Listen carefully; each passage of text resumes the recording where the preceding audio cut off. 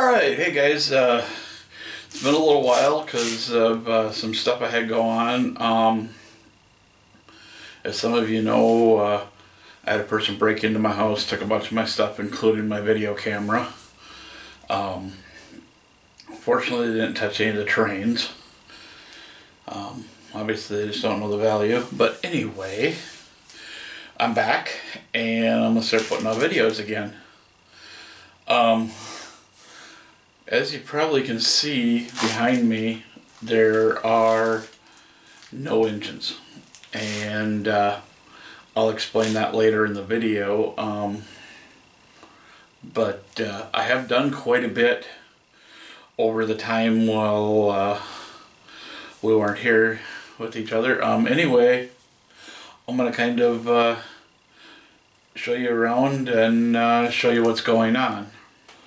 Alright, so here we are out in the main part of the basement. I did start on the tunnel back here. I got a few rocks in there. I've got a box of sculpted mold there. And as you see again, there are no train engines on the layout. That is due to the moisture down here. There are a few powered units down here, like the crane there and the crane here is taken apart. Other than that, that's about all I've done on the yard. So let's get over here. I'm going to try and keep this so you don't see it immediately. Anyway, right here is where my bridge is supposed to be.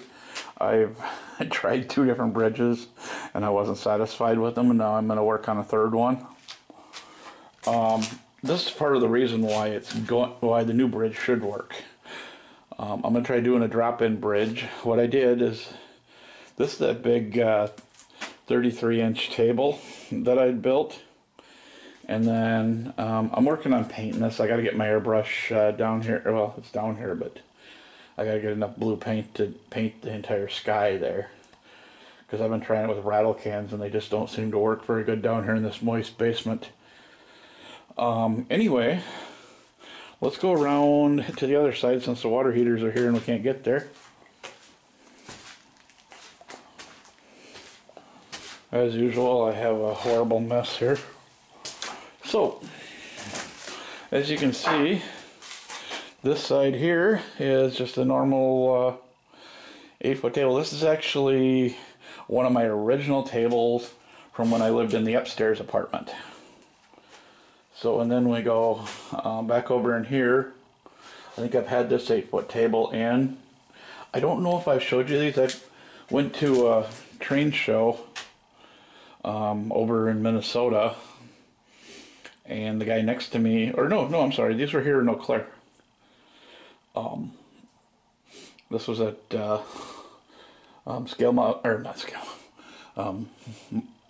Model Train Classics train show.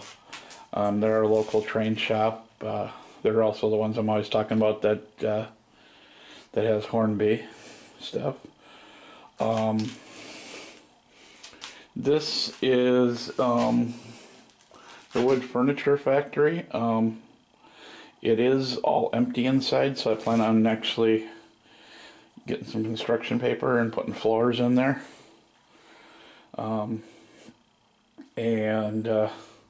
Got my cattle company over here. I'm actually thinking about putting this on the other layout, which we'll be talking about here in a little bit. And then this is the last table. Obviously there's no top on it yet. This is one of my attempts at a bridge. This was going to be, let me take this. This piece would go against the 30-inch board, the 31-inch or 33-inch board. This end would have went against the against the layout, and then the bottom section would be the bridge.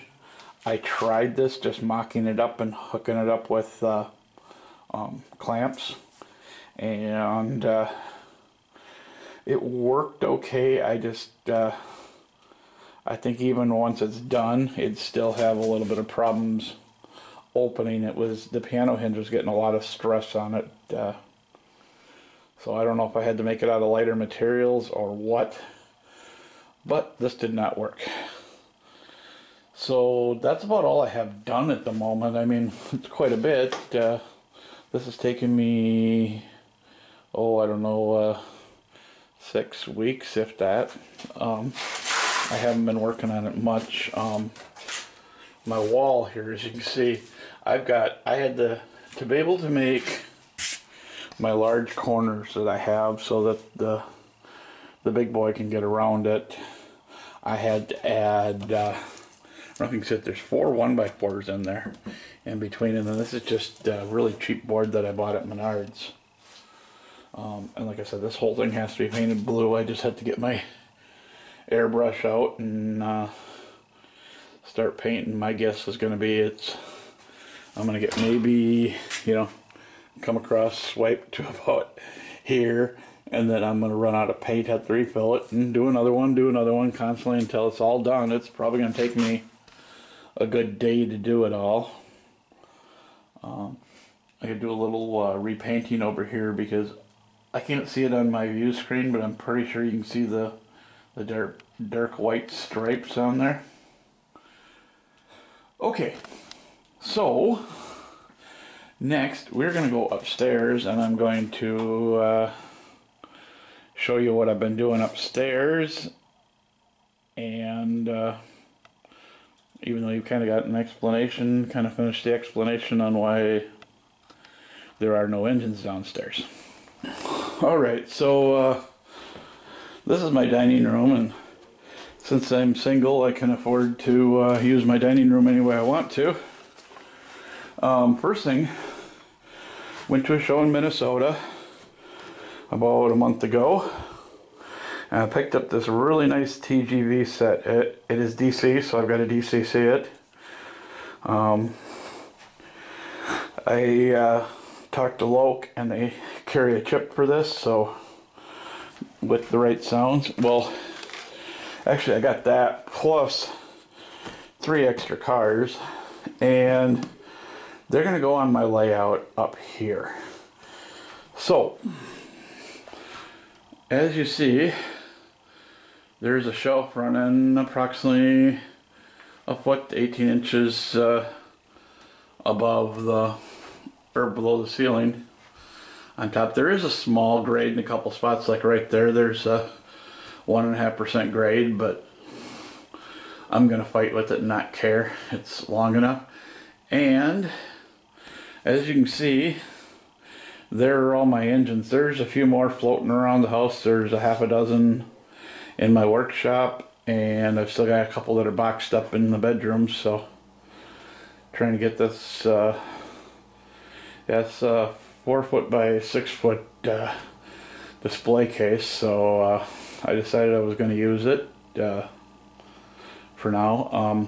When we are I'm going to leave most of the cars down in the basement, so once we get that layout to the point where I can run it, I'm just going to bring down whatever I want to run for that day. But so I'm kind of happy with this. I like the whole idea of getting these out of the basement and getting around. This is one engine I might not have ever shown you guys.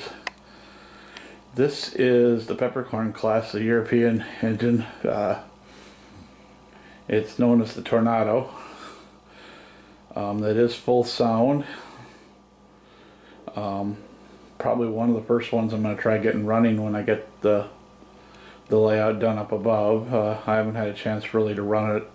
We ran it at a show in Menominee for a couple of hours, but other than that, it hasn't really ran. As you can see, I've got my UP collection. I actually do own the other two. I'm missing the Western and the Southern, but they are on layaway at a shop up in the cities. Then I've got my Daylight Express, both my big boys. I gotta change his number on the Riverossi big boy. Well, the Riverossi is the Challenger, and then the Virginian, and then that's the two 12.4 and then the cab forward. Then I just got a bunch of miscellaneous engines down here at the bottom, and I've actually got 2 more RDCs that'll be going in there, and those are full sound.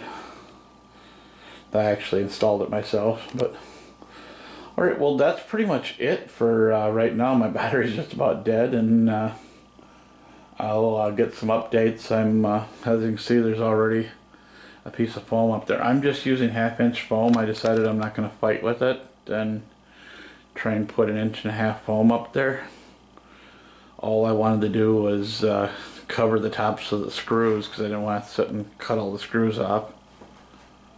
But that's about it. I'm glad to be back. I'm going to keep trying to get videos out every so often. I think we're going to be kind of videos rotating between this layout here and the one down in the basement.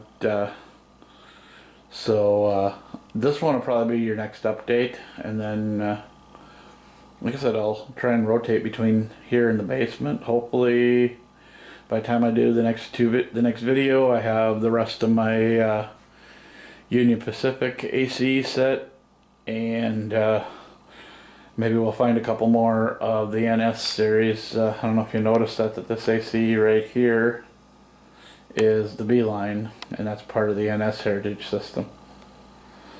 Alright, so I'll leave you with that, and see you next time.